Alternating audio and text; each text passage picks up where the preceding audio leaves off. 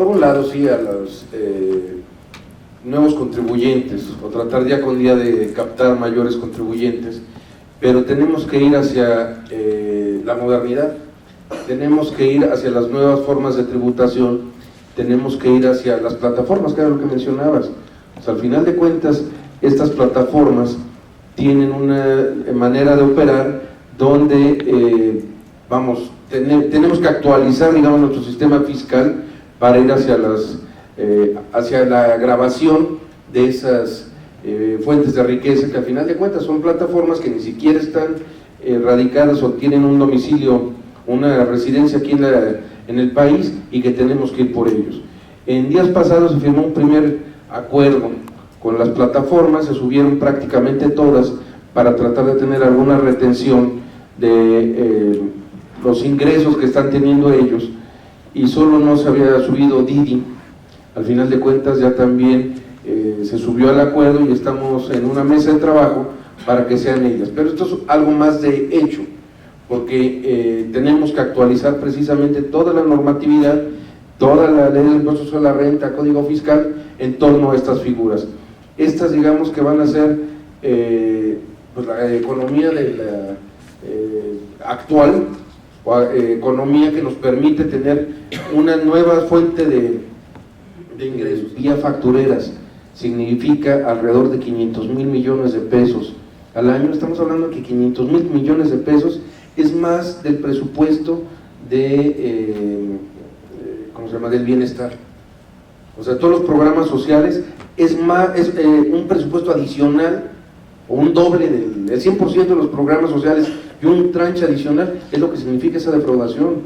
Entonces, si cuidamos el gasto, se bajaron ya los sueldos, ya no hay gastos superfluos, no se roban el dinero, pero adicionalmente evitamos la defraudación fiscal, tratamos de evitar el tema factureras, tratamos de evitar el tema de outsourcing ilegal, creo que pues no hay hilos negros, ¿no? O no hay fórmulas mágicas, sino simplemente es terminar con la corrupción, eficientar el gasto y terminar con la defraudación fiscal, o cuando menos minimizar los esquemas tan agresivos. Si tú apoyas a la empresa, apoyas el mercado, apoyas la inversión, no se cae la recaudación, sino generas mayor crecimiento. Es un fenómeno que estamos dando. Falta que termine el año, falta que se vean algunas operaciones, falta que se vea el efecto de las devoluciones de IVA, pero cuando menos, les puedo decir que al día de hoy no hemos visto ese efecto. El segundo tema es, vamos a apoyar a los cumplidos. El primer requisito para entrar al régimen de la frontera norte es el que seas un contribuyente cumplido.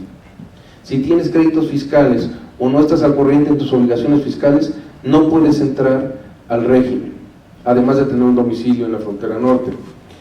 Y el tercer tema importante es el que no puedes entrar si tienes operaciones con factureras. O sea,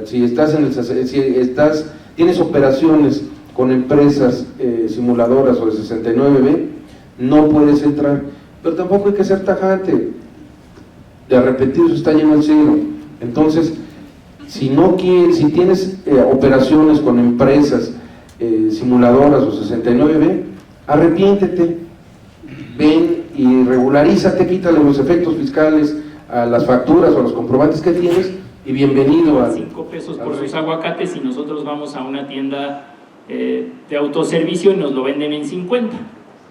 Entonces uno dice, oye, ¿cómo cambió el precio que recibió el agricultor al precio que el consumidor final recibe? ¿No?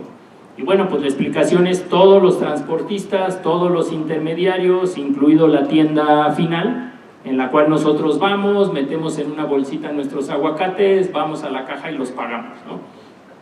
Este tipo de empresas fintech, o que juntan la tecnología financiera, tienen un desarrollo importante a raíz de la última crisis económica del 2008-2009, por algunas razones importantes, pero una de las razones es que los usuarios como que le pierden confianza al sector financiero tradicional, o se dan cuenta que a lo mejor las instituciones que pensaban que eran muy sólidas no lo son tanto. Pues ¿dónde me formo, no? Por el lado de los inversionistas o de los ahorradores, esos inversionistas ahorradores lo que pudieran concluir es: yo puedo invertir en 90 días el dinero que voy a usar para irme de vacaciones o estoy juntando para el enganche de mi coche. Si lo invierto en un banco, recibo el 5 o 6% anual, ¿no? Si lo invierto en CETES, actualmente CETES, que es prestárselo al gobierno de corto plazo, pues me estará pagando como un 8%. 8.20, qué bueno que me ayudas, 8.2%. Y si se lo presto a una pyme que le vendió a Bimbo 1 millón de pesos en harina, que tiene 5 años de venderle harina, que está bien en su buró de crédito y que lo único que está esperando es que pasen esos 90 días para poder cobrar de regreso esa factura, y por prestarle a esa pyme que tiene como cliente a Bimbo, yo puedo ganar un 15% de interés por esos 90 días, bueno, proporcional, 15% anual, pero por 90 días, pues a lo mejor no suena tan mal que ponga un poquito de mi dinero a trabajar. Estos son los antecedentes de Bitcoin. Estos son los antecedentes de Bitcoin. ¿Qué es lo que pasaba? Más o menos como por los años 80, cuando yo andaba, apenas estaba comenzando a caminar y empezaba yo a entender el mundo, pues en esa época ya se hacían conferencias de hackers. Esas conferencias de hackers, ¿qué era lo que hacían? ¿O qué era lo que veían? ¿O qué era? Hay una muy en específico que se llama Crypto 88, que se hizo precisamente en el 88, que justo lo que hacían eran como, ¿cómo podríamos llamarlo? Como estudiantes, como gente que no estaba de acuerdo con el sistema, como ideas anarquistas. Y vamos a utilizar esta herramienta que es la criptografía, que es la que utilizamos para la firma electrónica avanzada y para las facturas electrónicas. Cuando vemos ese hash enorme, o bueno, esa serie de caracteres alfanuméricos enormes, eso es criptografía. Es un mensaje encriptado. Entonces, justo era, ¿cómo hacemos eso? ¿Cómo utilizamos esto para que nosotros podamos hacer valer la seguridad y que el gobierno no nos esté espiando irreal, muy de, a ver, ¿qué nos estás contando? Esto no se le ve ni pies ni cabeza. Bueno, pero esto al final del día es lo que nos tiene aquí hoy, que es hablando de este tema que son criptoactivos, ¿no? Entonces, a alguien por ahí se le ocurrió crear un manifiesto criptoanarquista, más o menos en 1992. Esta persona se llama Timothy May, que hizo, o que hay un libro que se llama el Cyphernomicon, que son cosas, insisto, muy extrañas, pero que existen, que están en la red, que con mucho gusto les puedo compartir toda la información que quieran, y que precisamente decía, necesitamos encontrar una forma donde nosotros podamos hacer transacciones, podamos ser dueños de nuestras finanzas. No podemos confiar en el gobierno. Hay que usar la tecnología para poder ser dueños de nuestras finanzas.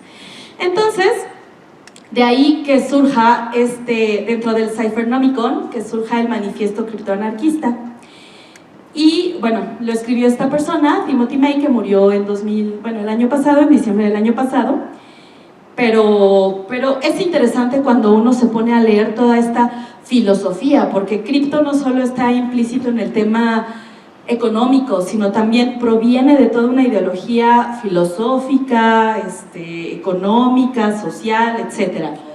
Física, propietario de un vehículo que presta estos servicios, le va a resultar benéfico o perjudicial el que la plataforma le retenga un 3, un 4, un 9, hasta un 9% sobre los ingresos, pues tendrá que ver si eso comparado con su tasa efectiva, que pudiera ser déjenme pensar, un 16% o un 20% sobre la utilidad, ya ejercidas algunas deducciones, pues le conviene o no le conviene, ¿no? ¿Por qué? Porque esta retención, además, al final del camino, es pago provisional para las personas físicas, así lo establecen las reglas, o puede ser pago definitivo. Y en algunos casos, y ahorita los comentamos a detalle, las reglas no dan opción y establecen que se tiene que considerar como pago definitivo. O se pudiera justificar que no existe una relación laboral, pues tendría que determinarse cuál es el régimen que le resulta aplicable al conductor y si el propietario del vehículo tendría alguna obligación o no en materia de retenciones, ¿no? En ese escenario creo yo que el IVA puede ser más relevante, porque si fuera una relación laboral, pues directamente ya el IVA se elimina como cualquier ingreso por salario, pero si el esquema que existiera entre el conductor y el propietario del vehículo fuera diferente, probablemente ahí sí tendría que haber un impuesto al valor agregado, se tendría que determinar si califica o no como un acto que debiera haber una retención, y bueno, todo eso, reitero, no está regulado en absoluto en las reglas que publicaron para estos fines, ¿no? Correcto, Ernesto, y ahí la verdad me gustaría puntualizar, porque es un punto muy importante para el propietario del vehículo, ¿no? El propietario del vehículo, si concluyéramos que hay una relación subordinada, pues tendría que obviamente cumplir con los requisitos que está comentando Ernesto, donde tendría que hacer un cálculo de nómina, muy probablemente tendría que darlo de alta en el IMSS, pagar las cuotas para poder deducir ese gasto, etcétera. Si concluyéramos que es una prestación de servicio, lo que tendríamos que estar haciendo como propietario del vehículo es hacerle el pago a esta persona y exigirle el comprobante fiscal correspondiente por esa contraprestación para poder reclamar obviamente la deducibilidad de esos gastos, ¿no? Entonces, evidentemente se tenía la necesidad por parte de la UIF de allegarse de esa información, de esas operaciones que se han hecho desde el 2014 y que no se han reportado. ¿Por qué? Porque ya serían fuera de tiempo, serían extemporáneos y podrían ser sujetas a una sanción. Lo que se quiso hacer con estos programas era ayudar a las personas a que se regularizaran por voluntad propia, ¿no? Que ellos dijeran, yo me acabo de enterar o por cualquier circunstancia no he cumplido a la fecha con mis obligaciones. Hoy que ya sé que hago una actividad vulnerable, que tengo que cumplir obligaciones, me quiero regularizar con la autoridad, pero obviamente sin ser objeto de una sanción, porque al final del día el cumplimiento sería espontáneo. Por eso se implementó este programa, para que la UIF tuviera esa información y para que los sujetos pudieran autorregularizar su cumplimiento en las obligaciones en materia de prevención. ¿Por qué una autorización? Al final del día, pues las obligaciones están previstas en la ley. Se debe de tener un cierto control. ¿Cuál fue la participación de la UIF en la implementación de estos programas? Básicamente en que se va a hacer en el mismo sistema donde las personas envían sus avisos. Por medio de ese mismo sistema van a poder hacer su solicitud de yo quiero autorregularizarme a través de este programa que yo te propongo, SAT, para regularizarme. Esa fue nuestra participación. ¿Saben? Que estén dados de alta en el portal de lavado.